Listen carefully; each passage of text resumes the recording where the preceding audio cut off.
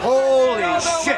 Holy shit, it's a direct hit. Yeah, holy can be shit when you mess with it, twist it, make it fundamental, rubble, twisted metal, the dust never settles. Holy shit, it's holy war. Eye for an eye, even the score. Your God, my God, knee deep in gore. We're always standing on opposite shores. Instead of opening each other's doors, we could be consciousness growers. But instead, in our quest for blood, we sink into the mud until we're led by the leaders of the easily led, handing out scriptures on molten lead, written in blood to get inside your head, until you loyally do your bit and sell your soul for holy shit.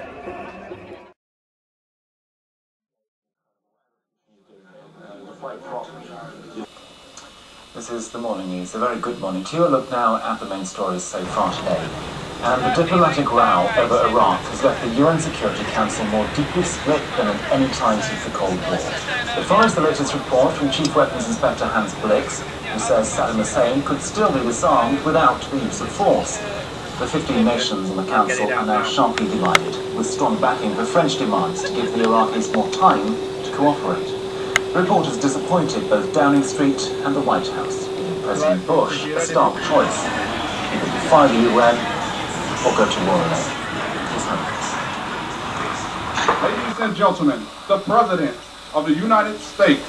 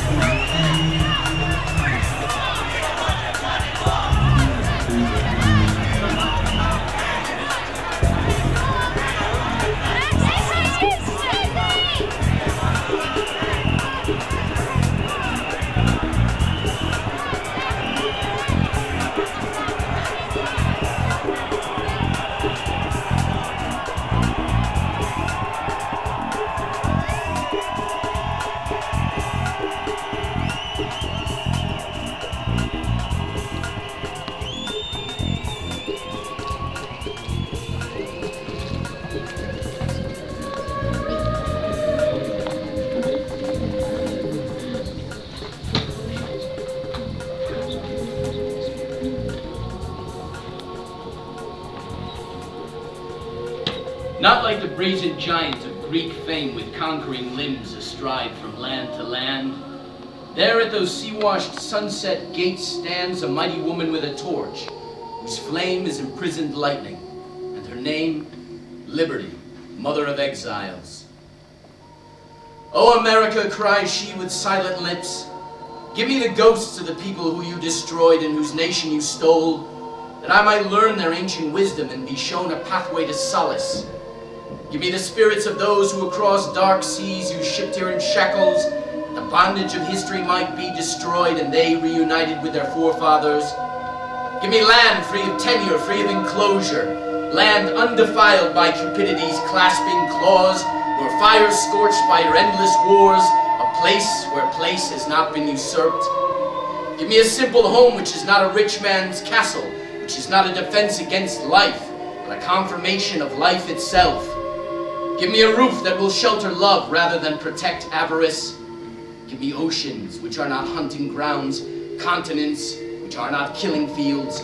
Give me air unpolluted by the smokestacks of unbridled commerce, water untainted by your saccharine duplicity. Give me food which is the fruit of honest labor rather than the curse of abject slavery. Give me a bed which celebrates free-thinking joy rather than callow lasciviousness. Give me love which is not ersatz, which is not prostitution, which is not perverted by your Hollywood heist. Give me your bodies free of vanity, bodies which are not silicone, not the crude patchwork of the surgeon's knife, nor shrouded by the purdah of tawdry fashion. Cast off the obesity of Narcissus that I might once see you naked and proud. Give me a dream, but not your dream, for first you must rewrite it. Oh, America, did you not see at the height of the fire? Liquid assets flowed like sweet honey from your vaults, ran in streams from your marbled emporiums past helpless security guards, disarmed by their confusion and out onto the gold-paved cinder-caked streets. Tossing aside the theater of sorrow, reptilian shoals of cocaine-driven brokers, Prozac-popping investors, and Valium-blind shareholders rushed forward to consider possible gain through the consolidation of loss. Shipless pirates training their singular eyes upon a singular windfall. Who really cared from whence the storm had blown? While the buried struggled for air, the caves were as yet inhabited only by the goats.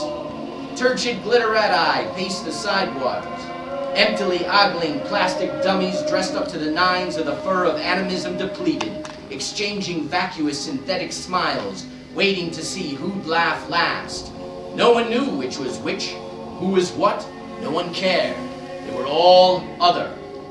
Stifling on the fog of deceit that blinded every bit as much as the dust and smoke, yet sensing deep down that somehow they were complicit in the carnage, corpulent corporate tycoons were aided from the clammy leather back seats of overstretched limousines to be led to illicit private bookings.